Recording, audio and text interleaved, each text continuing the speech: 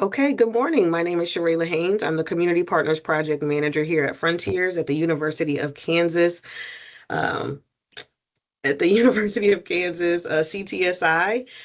You are watching the MARG, the Multi-disciplinary Advocates and Researchers Group monthly meeting here every Thursday, every third Thursday from 9 to 10 a.m.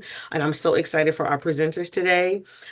We have Dr. Logan Kai Knight. She comes to KU from the Ohio State University College of Social Work, holding a PhD in social and master's in social work. Kai's critical scholarship on human trafficking prioritizes survivor leadership and expertise. Through participatory and critical qualitative methodologies, her research aims to be a platform for these oppressed and vulnerable groups to be powerful authors of their own knowledge and agents of change within the academic and wider community. Kai's current community engaged research focuses on strategies for promoting resilience in people who have experienced human trafficking, includes collaborating with survivors of sex trafficking to develop a grounded theory of resilience and co-creating resilience interventions that are rooted in survivors' experiences and aspirations. All of her work is motivated by the conviction that the greatest progress in addressing trafficking and systems of oppression is achieved only when diverse survivors are the ones in charge of informing, directing, evaluating, and applying research. Now, joining Dr. Knight today is Anchal Jain. Anchal is a complex thinker and passionate advocate whose work focuses on the resilience, altruism, and leadership of trafficking survivors. She serves on multiple state, county, and anti-trafficking organization boards, bringing both strategic insight and survivor-centered perspective to the movement to end exploitation. Recognized by the state of New Jersey in 2024 and this year for her outstanding contributions to survivor advocacy, and continues to shape systems of care and policy reform. With a background in international relations and corporate sustainability, Anchal brings a unique perspective to understanding the dynamic and ever-changing landscape of the trafficking industry. As a consultant to hotlines and a training and technical assistance provider for the Office of Victims of Crime, she supports professionals nationally in creating trauma-informed and compassionate responses. Her research examines altruism among survivors, exploring how empathy and purpose emerge from adversity. Her mission is to help people find joy at work, cultivating spaces where purpose, healing, and humanity thrive together. Please welcome Reclaiming Resilience, the Life I Love to Live, insights from survivor-led, survivor-centered partnerships between academy and community. Please welcome Dr. Logan Knight and Anchal Jain to MARG. Thank you. I think that was such an introduction. Things have been so quick. Like, I think this was an introduction, which I'm like, okay, I think we're done here. So thank you for that. So good morning, everyone. My name is Anchal, and I'm here with Logan Knight. I'll be introducing the foundations of our work, and Logan will take us deeper into the theory and the intervention, how it emerged from it. So the outline is, so our presentation, we kind of call it Staying Close to Survivor's Truth, Reimagining Research, Resilience, and Healing. So in the first part, I will talk about how we reimagine research with survivors rather than about survivors. Then the advantages and challenges of survivor-led research and what survivor researchers need in order to participate equitably. And then Logan will guide us through the grounded theory of resilience that emerged from this work and how these insights shape the development and intervention we call altruism as practice. So the next slide.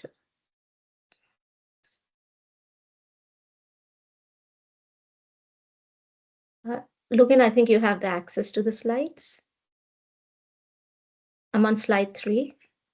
Yeah, I just clicked it forward on my screen, but I see slide 3 as well. Okay, I don't see the slides on my end, so never mind. Okay, got it. So I'd like to start with a question. When you hear the word survivor, what comes to your mind? Just take like a moment to just think of it. And so maybe some of you have endured something, like when we think of it, maybe it would be something that they've endured something unimaginable, someone you admire from a distance, someone you want to help or perhaps even study. In our work, we use the word survivor and we name ourselves survivor researchers. But before any of this, let's begin with the basic foundation. Survivors are simple human beings, people who have lived complex lives and learned deeply from it. Survivors carry truth not only about trafficking, but about injustice, justice, and change. Truths that reveal something about all of us, because we all have lived inside systems shaped by power. So, survivors of trafficking have lived at the most extreme edge of power, control, and exploitation, where choices about one's body, labor, health, name, money, future were often taken away, the things that all humans have basic rights for. But power and control are not unique to trafficking. They show up everywhere in families, in workplaces, institutions, and even inside research systems itself. Different name, same dynamics. Child abuse, domestic violence, coercion, school bullying, workplace hierarchy, sexism, gatekeeping, micromanagement. Nearly everyone has felt the pressure of unequal power dynamics at some point. Because survivors had confronted these dynamics in their rawest forms, we hold insights about resilience, agency, resistance, and rebuilding a life on one's own term that are deeply human and relevant far beyond trafficking. Yet traditional research has often kept survivors at a distance, study about us rather than building knowledge with us. In that process, much of survivors' wisdom, including how that knowledge should be applied, is lost. Closing that gap through genuine, respectful, equitable partnership doesn't just make research more ethical, it makes research more accurate, more comprehensive, more nuanced, and more meaningful. Knowledge built in partnership helps us understand systems of harm more clearly and design systems of care that truly serves the people rather than um, people they're meant to support. So why survivor research, survivor-led research? Survivors' lived experience is essential for understanding trafficking and the systems that sustain it. Yet survivors are rarely included in research in equitable ways. Survivor-led research represents a major shift. Researchers stop being about people and becomes with people. It moves from extraction to collaboration, from observation to relationships. And the shift opens up space where current ideas can be challenged for new questions and new knowledge to emerge. The advantages are powerful. Survivor-led research produces both better science and better ethics. Because of our lived experience, we ask questions that others may have not thought to ask. We recognize nuances and contexts that can be invisible from the outside. And we understand resilience, recovery, harm, and support systems in ways that embody practical and deeply human, informing change to the system so they serve people in ways they are truly intended to. Also, survivors have insights across different life stages about how systems of oppression and systems of care interact in real time with their own individual and community assets. Survivors are theorists of their own lives. When survivors help set research priorities, design studies, interpret data, and translate clinical findings into community settings, practices, the results are more grounded, more relevant, and more capable of creating real change for better science and better ethics. Next slide, please. So on my end, it's not showing the right slide, but we are on slide 4. Yeah. We are supposed to be on slide 4. I'm having trouble advance. Okay, now Yeah. now you're on slide 4. Thank you. Okay. Yeah. So this was like my favorite slide because we call it the interpretation lab. Like this is a place like in the research where I just wanted to be all day, all night. Just I think the truth that I found about myself is because this is a place where I can truly connect to what being human feels like. So our research model intentionally brought together survivors in the community who have not been a part of the university, have no academics background as such, with survivors who are from academics. This is one way to integrate community wisdom with academic resources, with survivors leading and sustaining the connection. We embedded collaboration at every stage of the research process, setting the agenda, designing the studies, co-developing interview questions, navigating IRB approvals, co-leading interviews, co-analyzing data, and co-authorizing the findings. We call these spaces co-interpretation labs, places where evidence and empathy work side by side. We use the term co-interpretation because research is never just about gathering information. It's about making meaning, and meaning making is shaped by who is at the table. By equitable research, um, but equitable research is not easy. Institutions are not designed for it. There is little structural support for community partners who are not a part of the university systems, no access to libraries, limited access to training, inconsistency in funding, and significant emotional labor that traditional research models often ignore, all while trying to build a model that honors survivors as a full partner and knowledge producers. So from here, I'll just hand it out to Logan, and she will take us deeper into the process, and she'll reveal the grounded theory and the intervention that emerged out of this work. Okay. Thank you very much, Anchal. I'm going to advance to the next slide if I can. Okay, yeah, I succeeded. So here's the next slide. And as Anchal mentioned, that credible research isn't easy. The particular challenges that and barriers that come out simply because our community partners are not, fully part of the university. So one is a lack of research training, and the strategy we took in response to that is simply, in both projects I conducted the training, lack of access to university resources such as, library, Zoom, Qualtrics. So a simple strategy that we took to address this was simply, I shared my resources, like I downloaded peer-reviewed articles that we needed for the study and shared it with my colleagues. I used my research startup funds to buy books and send it on to my team. So, I used my resources. Since I didn't have access to it, if there's Qualtrics, I would be the one who set it up.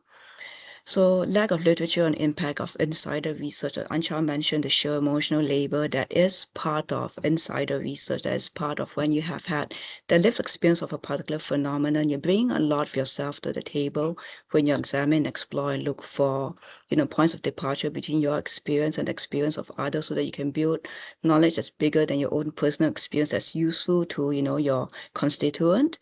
So that's a lot of emotional labor involved, and there isn't, like I think Anchal mentioned earlier, a lot of structural support, a lot of accounting for that within many different ways of doing research that we've had traditionally for 4 years. So within the team, there was a lot of mutual accountability and support, and we also had, at least for the development grounded theory, allies in the faculty who were supportive and encouraging as well. And in terms of insider research, is subject to, survival research is also subject to issues of representation. Do we have biases? Are we, missing out the experience of some people? So we had within our research teams a lot of mutual accountability, a lot of shared reflexivity activities to address those issues. And in terms of insufficient funding, well, we try to find ways to work more efficiently, such as when it came to, data analysis of the transcript, we would split the transcripts between the teams. So, there weren't more than 2 quotas per transcript. So just little ways of dealing with the limitations as well as the barrier and challenges. And I think that you all can hear these were very simple strategies that worked within the resources we did have and the structures that are current. So that's one way of dealing with it. And of course, in terms of a broader view of advancing, equitable research, inclusive research that involves, marginalized and oppressed communities, or at least people that aren't traditionally part of the academic structure, that's, changes still needs to happen. So I think in terms of really the 4 big category of changes, we need more supportive, inclusive, accessible structures, methods, Yeah. Okay. Structures and am I good? Can you all hear me? Okay. Methods and philosophies of research, like, like arts-based research that's, more accessible, that's more along the way that, we normally think and talk in daily life, that, takes a step back from academic discourse as a fresh way of looking at knowledge, a fresh way of applying it. And of course, in terms of support and inclusion, we're talking about, adequate financial support for community researchers. We're talking about access to quality training in mixed methods in quantitative training, qualitative training. So that's really important. Accountability from the server community is so important too, that any knowledge that we make, knowledge made by survival researchers too are always put in conversation, put democratic discussion with survivors of diverse backgrounds. So there isn't, just survivors that have opportunity to research now saying that these are the truths about all survivors. And that's a risk, and a caution that we need to have survivor community accountability for. We need allies from the academy in diverse fields. I mean, all problems, including trafficking, is complex. We need, different people working together to bring change. Allies from other social justice movements to create that, I guess, conflagration of change that's needed, the energy, the passion, the political strength, the constant encouragement, the resistance. So we need, so basically what I'm saying is, in summary of what I just shared is, all of us need to come together to support each other, to think in new ways and to make things happen and to change the structure so that the things that need to happen so that research can really return to its heart can happen. Right, so that's kind of the little overview of the needs of survival research. And I will mention here that Anchal and I are presenting a shorter version of our slides in view of the time so that we make sure we leave enough time, to discuss things or to answer questions. But I have provided Charela with a more comprehensive slide deck, about 54 slides and more details on it. And she has access to that. I think she's going to put it on YouTube and she can share it with you all. So if you're interested in more details, there is that more comprehensive slide. Right, so now I'm going to talk about theory development. So critical constructivist grounded theory resilience during and after trafficking by survivors, a fully survivor authored piece of knowledge on, what it means to have lived through trafficking, what it means to live after trafficking within the challenges that we still face. So this will be a very brief snapshot of about 8 slides. And for more details, we're very excited we have published. So this the theory and it's all discussions and background details about how we did the studies in the Journal of Interpersonal Violence. I hope you read it. Okay, so anyway, let me get to my next bit of the slides. Okay. So designing and conducting the study, as emphasized in our presentation, this is a fully survivor-led study, really grounded in survivor priorities. Study design at IRB, me and 2 other survivors worked on the whole process until IRB approval was attained. So in a sense, the study had both a degree of approval from the survivor community as well as from the academic structure, marrying, both sides. Data collection was by me, because of funding limitations. This was the dissertation. Funding limitations, we weren't able to have more than one data collector. Data analysis was between me and my community researcher at that point, who is a co-author of the article I just mentioned. She's also part of the study on altruism together with Anchal and another survivor who's over at Denver. And we also did our best to maximize participant input into a theory development so that the theory isn't just, me and Sherry. The theory is developed by me, Sherry, and all these other survivors coming in to give their input on the fit, the transferability, the resonance, the applicability to theory and, its core components. So that's how we did it. And even the very trust behind this study, which is survivor resilience, it really comes out of a question that I asked myself many times on the journey, which is, how do I make it? How do people make it when it's so hard and there's so little resources available? It's a question I've heard many other survivors ask. And it's a question I've heard other people with, who've been through other challenges or still facing other challenges ask, how do we live our lives well when, there's so much that's difficult with so little resources? So it's a question that needs to be answered. And it also really was a response to the lack of research on survivor strengths and capacities. So in that way, this was really grounded in, the interests of the survivor community. We interviewed 44 people within the USA. We had a total of 77 interviews, averaging about 65 minutes each. And we had a three-stage process of developing the grounded theory. So roughly 3 different kinds of interviews. And if you're familiar with the grounded theory process, the interviews stages overlap and were iterative. In the initial interviews, we really asked participants for their definitions, their conceptualizations, their explanations, and the stories of resilience, accompanied by, hey, we also ask them, what other questions do you think we should be asking in this interview so that we can really build this resilience knowledge? So that was the initial interviews. Then we progressed to, comparative interpretive interviews. And what this means is that we still ask them basic questions about resilience, like, what do you think it means if they were new to the study? And, how is resilience increased? Can it be increased? Some of those very conceptual questions. And then we also presented summaries of the data from the previous interviews, asking them, what do you think of this? Does it resonate with you? What do you think of similarities?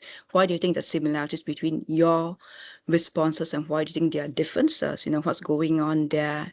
As well as asking them, questions about diversity in data and that sort of thing. So having really participants give their input and interpret what was going on, as people shared their stories and explanations and ideas. So then from there, we started to develop the theory. As part of the comparative interpretive interviews, we also brought developing components of the theory back to participants for discussion. When we finally got to the theory interviews, we would present the draft of the theory to participants and say, what do you think of this? Does this fit some survivors more than other survivors? What changes do you think it needs to fit more survivors, or what changes do you think it needs to fit you more? Does this contradict your experience or does it affirm it? So we asked all those questions about theory development and also shared, here's what we can seem to integrate, synthesize into a singular theory and ask them, what do you think, what do you think is going on here? How could we do it? So it's a constant conversation with different survivors to develop that theory, which I'm going to present on the next slide. Okay. So I'm just presenting the theory in bullet point. I'm going to, kind of go down it very briefly.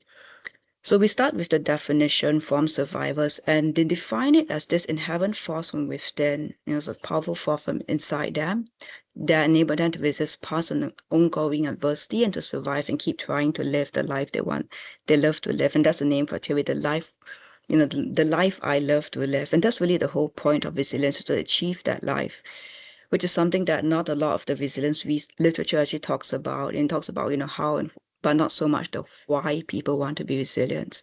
A really outstanding feature of the theory, as participants shared, was that kindness. Altruism was a key process, a key facilitator, as well as a key outcome, a key demonstrator of resilience. It, had all these multiple functions within what it meant to be and do resilience.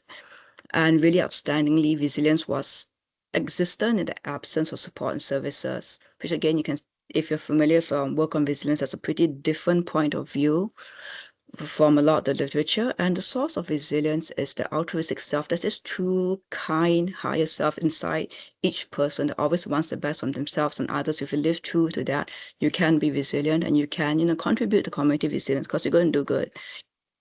The role of trafficking, it demonstrates resilience. It provides experiences that foster skills useful for resilience, and at the same time, it also provides those experiences that create challenges to resilience. So, it has a really complex role in it, reflecting how life and human beings are complex. Oops. Okay, how does it work? Because it's a force, it has to be activated, and it could be activated by circumstances, by having purposes, and by other people. In fact, kindness from others is a major activator, whether the person is, formal social services, formal healthcare, or just a friend. Kindness is huge, both as a form of resilience, as a form of promoting others' resilience. And this level of expressed resilience can vary, for many different reasons. And one thing that was crucial to participants was not to depict survivors and not to have a component of the theory as, sometimes you're less resilient, sometimes you're more resilient, sometimes you're not resilient, but to think of it rather as there are situations that are larger than the individual's current level of activation of his resilience force. And the whole background notion there is that the problem with resilience is not a person's insufficiently resilient, but more, their circumstances, there are things in the environment, there are things, structural issues that need to be addressed so that everybody can reach their potential. So how does one be and exert this resilience? You got to turn the past and present and future into a source of strength. This includes meaning making of your trauma, drawing strength and support from your current social network, and your future dreams and goals, pulling you forward through difficult days. Being vulnerable here refers to being aware of your emotions in a healthy way, being willing to ask for help, and making choices to achieve goals. And these choices involve basically 4 elements to make it happen: hope, purpose, values, and assets, so that people could stay as close to their goals as possible, move closer to them, or at least not move backwards, or move backwards as little as possible. Another feature of this theory that I think is quite different from a lot of the literature, and if you read the paper, we go into some of the details of the overlaps, extensions, and distinctions between what is currently talked about resilience versus this theory, and affirming the theory as well. So they go into what it feels like, how it's expressed, talk about the dance where resilience is a very joyful experience, it's a very fulfilling experience, and the battle when you constantly resist and it's difficult, it's challenging, it's hard, you have to grit your teeth. And talk about pause where a healthy non-action, knowing when to let go, knowing when to not do something, not to try, not think about it anymore, in a good way, and it's actually beneficial. That's a key part of resilience as well. We talked about people having to learn that too. And rest and play as being very important because, having to constantly make choices amidst the lack of resources and other issues is tiring. So rest and play is absolutely necessary for resilience. So that is, separate, as we don't even consider it like a specific asset, but it's a, very, very foundational piece of resilience. And often if you're not financially stable, you're not having certain resources, it's difficult to access to rest and play. And we've been talking about how that actually needs to be an intervention strategy, as well as providing people with opportunities for rest and play. Right. So I'm just going to highlight a couple of things because, like I said, we just this is very time limited. So the 4 elements: hope, purpose, values, and assets, are what enable people to make the choices that they need, and they shared many different stories about it all through the interviews. I'll just share one example about purpose empowering choices that can bring some of our contributors' voices into the room with us today, like Eleanor, as a pseudonym, shared about how she dreamed of being a therapist, of becoming a substance abuse therapist, and so in the early days of exiting trafficking and struggling, she would say to herself, if I can't overcome my own addictions, I can't push through and use coping skills outside drugs and alcohol, how can I teach my clients this if I can't even do it myself? That really resonated with me, that that really stuck in me, those early years of knuckle bearing, trying to survive and get through my life at that time. So here's a key example of how having that purpose enable her to keep making those difficult choices that enable her to grow and thrive in life in many ways. So that's one example. So through this particular story, and there's so many stories in the stories and reflections about how hope, value, purpose, assets contributed to the choices they needed to make for resilience and other things in life. We kind of saw this as we analyzed the data, which is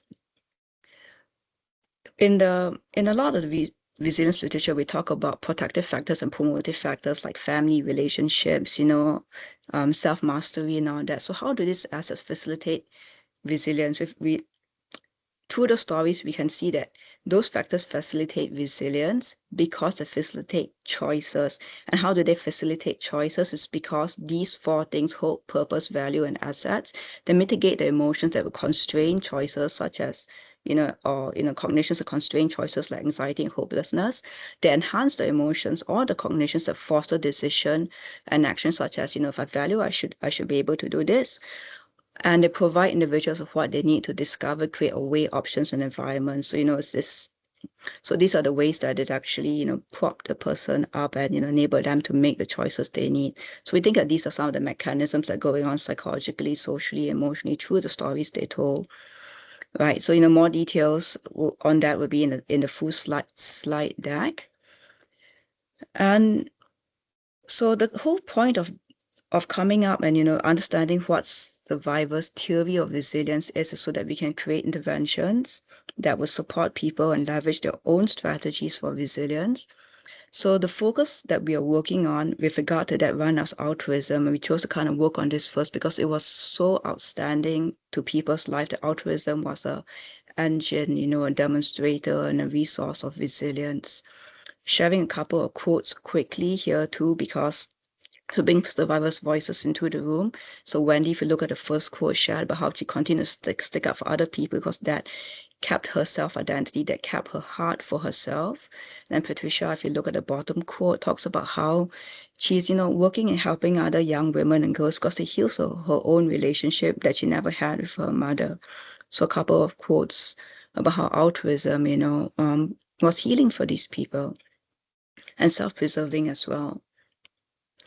So during the interview, survivors shared a lot of benefits, like social connections, emotional healing, risk, like, being exploited by others, including nonprofit agencies and faith communities when they went to do altruism, and including, sometimes not knowing, not being able to exert boundaries and then giving up things that they needed themselves to help other people in a way that was detrimental to themselves. Challenges like, communication problems with a nonprofit, communication issues, and challenges that came up because of, physical and mental health concerns that got triggered at these opportunities and barriers. Like, if you don't have a car, you don't have enough gas money, how do you get to the food pantry, even if you want to volunteer at the food pantry? So a lot, or, if you have the intent to serve, but you don't have the right training. So these were all the stories that people told during the interviews about the benefits, risks, and challenges, which brings us to applications. If people are really benefiting from altruism during trafficking, then we need to provide resources for individuals who are still being trafficked to help others. And that's kind of a new way of looking at things, but that is important. Then we need to provide support resources, opportunities for altruism post-trafficking programs as well.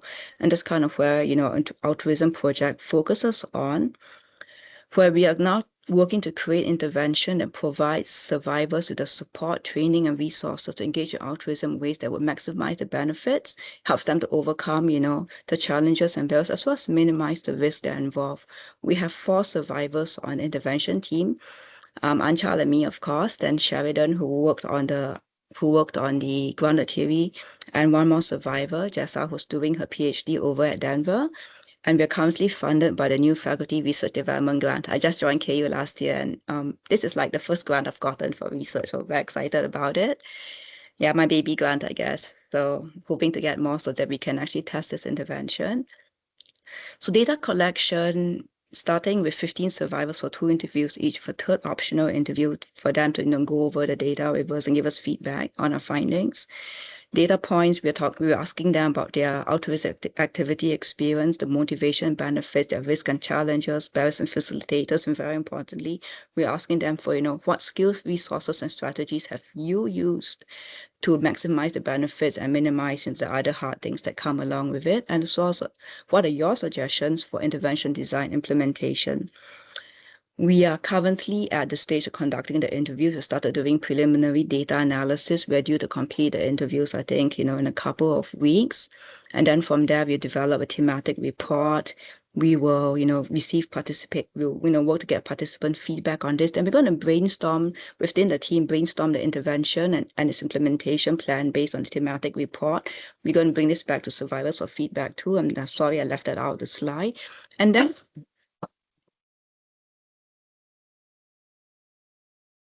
we refine this based on intervention implementation science.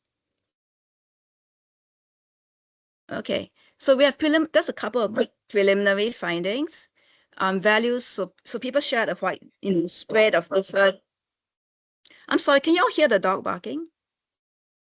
Okay, yeah, let me just, okay, so, right.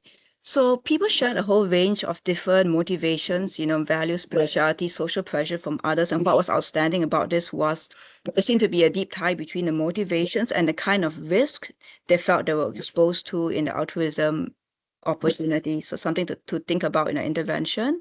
Preliminary findings, survivors suggest that we have mentoring groups to help people understand where they were at in their desire to do altruism, and how to navigate the risk, and how to provide each other the support for that work. Survivors that we talk to emphasize that we should really facilitate access to diverse volunteer opportunities, provide resources, from everything from, gas stipends to, a computer if they need that for the work.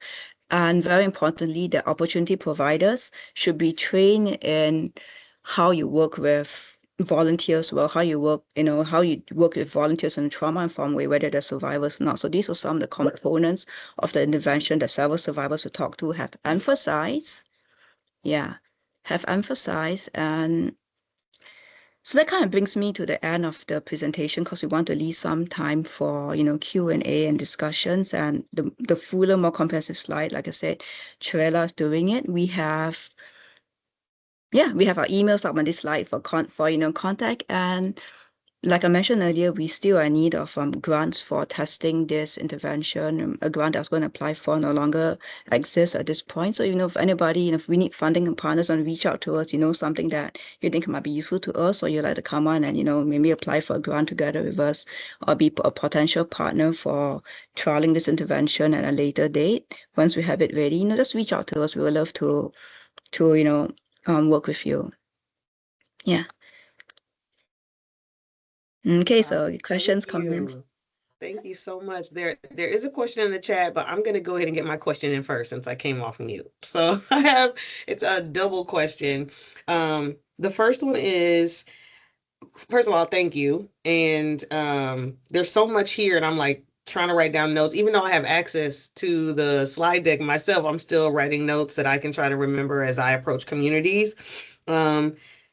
How do you measure resilience? And do you use, this is the two-parter, do you use like quantitative methods to actually measure whether resilience is increasing, whether it's plateaued, or I'm just curious as to what methods that you're using.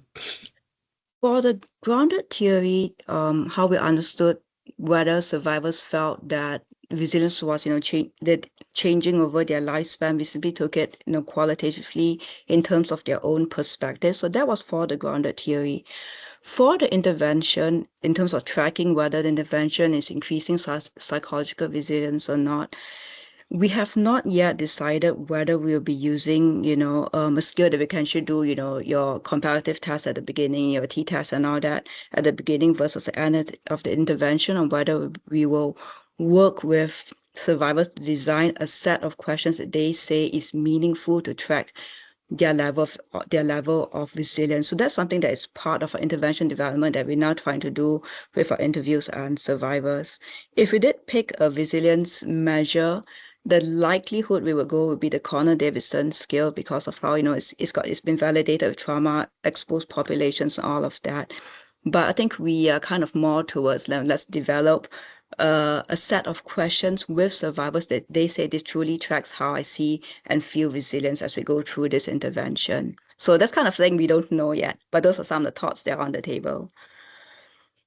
Okay, thank you. I see some questions in the chat. Did you want to come off mute, Lisa and Dalton, or do you want me to read? Yeah. I think we do have time.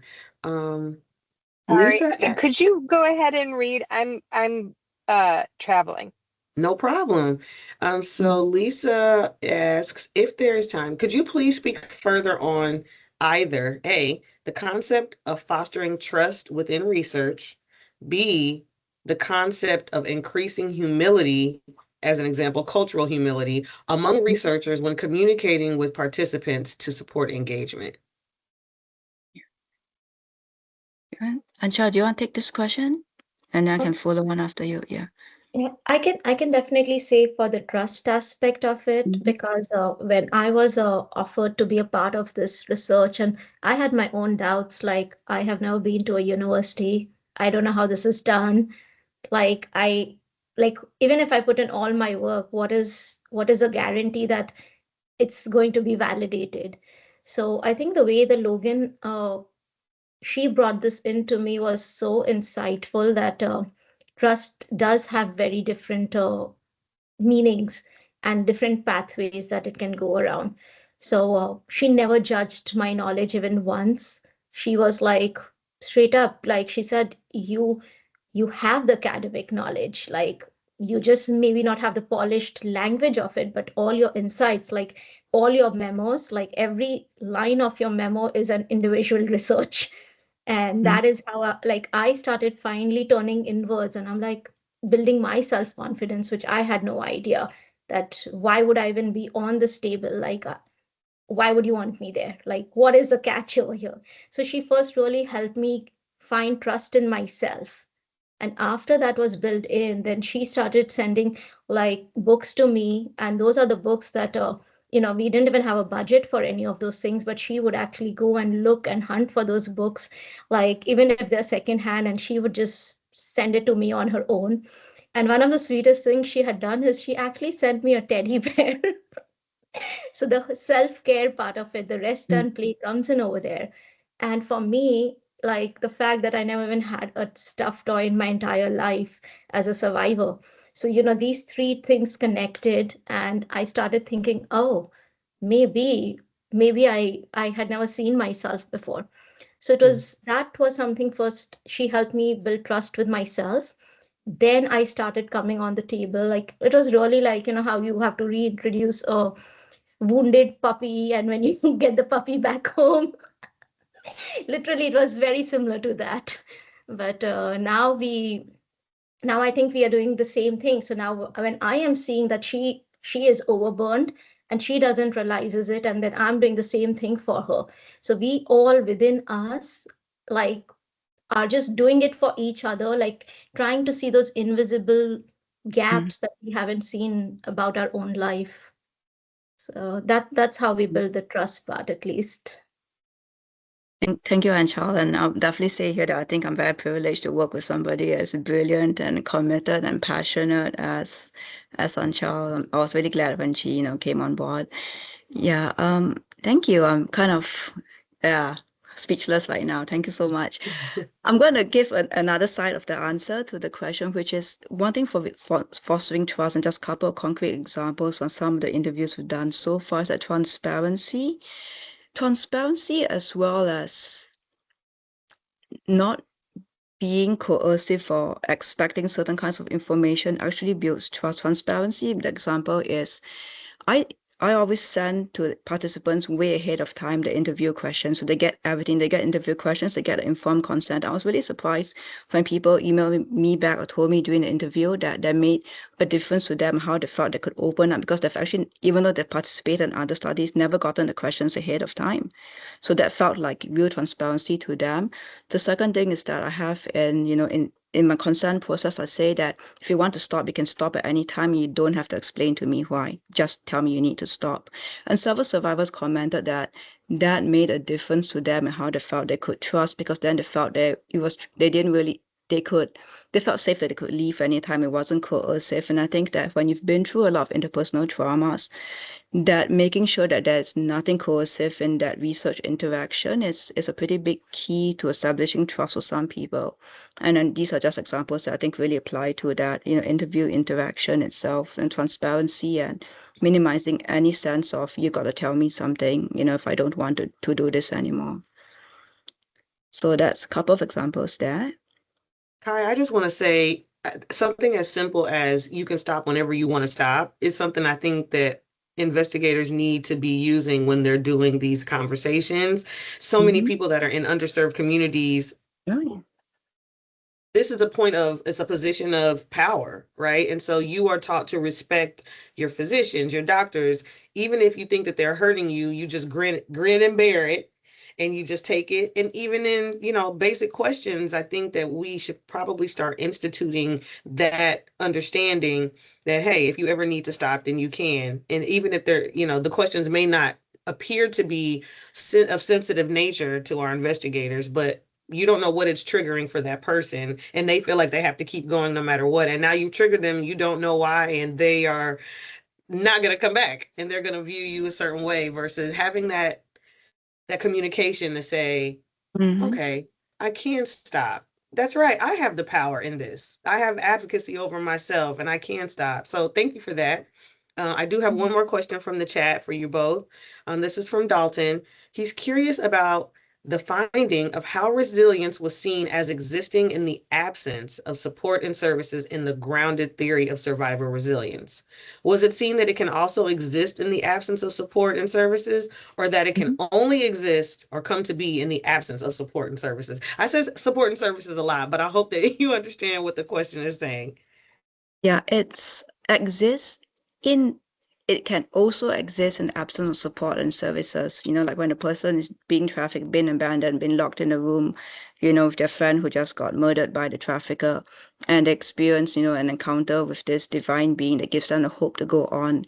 So that's an example of that was told during the interviews of that hope, that resilience, that, I guess I can't pronounce it, indomitability of the human spirit even under such a horrible situation with no resources. And people talked about how, we talked with people who got out trafficking 30 years ago where the word trafficking wasn't known and it's just seen as, I guess sexual deviance. And these people had to pull their life back together without any support services, and they were still resilient. So it's stories like that, we created that component of the theory from.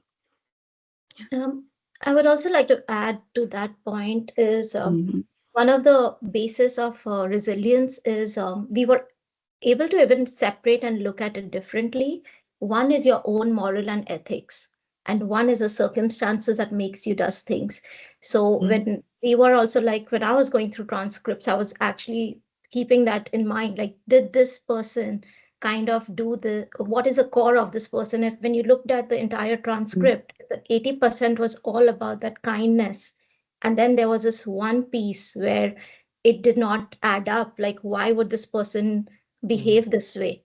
Then we had to dive in deeper, look at the environment, like what was the environment they were on? Like if they don't have food, what was the ultimate? Like, did they fast for the first 5 days before they even reached out for the food? Right. So those are the ways, but the whole point where they resisted to have that for first 4 days, that is a resilience. So that when does survival come in, and is that something that they are they are personally thinking, does that define this, does survival define me or not? So that part is also very important. And I don't know if we have time for a minute, like the cultural aspect of it, like we in Lisa's question, I would even want to address that, like the concept of increasing humility. I think we are bringing that a lot currently, at least with our intervention piece, where we are constantly thinking that how culture has played uh, a role in the way we all are coming on the table. So, like, that is a very key part currently that we are working on.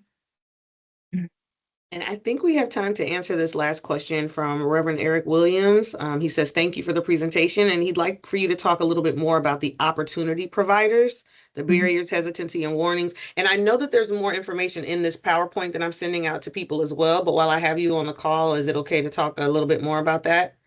Yeah. I'll just make like a really quick reference back to the slide. One way I'll answer this question would be to make a quick reference back to the slide that's on the different motivations for engaging altruism. You see there's a wide spread that some people did it out of values, others were still, feeling obligation or social pressure, and others were, dealing with a trauma-driven compulsion to help. So one really basic thing that I think would be a warning or a caution for opportunity providers is sometimes somebody may say yes and keep doing something, but actually they don't want to do it anymore, or it's actually doing them emotional harm. So it's really important, I think, for opportunity providers to create an environment where there's open communication and open communication disagreements and pivots are welcome and supported, where it's really okay to change your mind, uh, if it's really okay to change your mind, for opportunity providers to understand how trauma can manifest in the workplace. So some of those issues I think are important. I do know there are some opportunity providers, at least in the anti-trafficking area, who do not take on volunteers or have not people speak unless they've been out of the life for at least a year or two, and just so that people have time to get back on their feet and heal before they start giving to others. So some of that, then some of the more common sense things, like if there's any kind of workplace bullying that can happen, if there's any kind of disorganization that can create a really bad experience for survivors too, because sometimes a volunteer opportunity goes south not because people are mean, but because it's just things are just so disorganized and nobody realizes that one person is giving more and more hours over the months, things like that. But Anchal, yeah. I think like the barriers and all, like if you really go into it, there are a lot. So, but I think if you contact us for a very specific barrier, we could definitely help give suggestions on that. Because, I don't want to call out on the systems. We all know how that can backfire. So, but yeah, but definitely anyone has any very specific challenge that they are coming across, we would love to like give you our inputs and strategies that Yeah. we've been dealing with. Thank you both so much for this presentation and for the information. And as mentioned, I will send out the slide deck and a recording of this presentation this afternoon. So you should receive all of that then. I appreciate both Anchal and Kai for presenting to us today. And if there's any way that we can collaborate or that we can assist, I know if you're looking for funding, where to send it to and partners who to contact. If there's any other way that you can support them, please, you can contact me or contact them directly. Thank you all for your time today, and we will see you next month. Thank Thank you, you. everyone.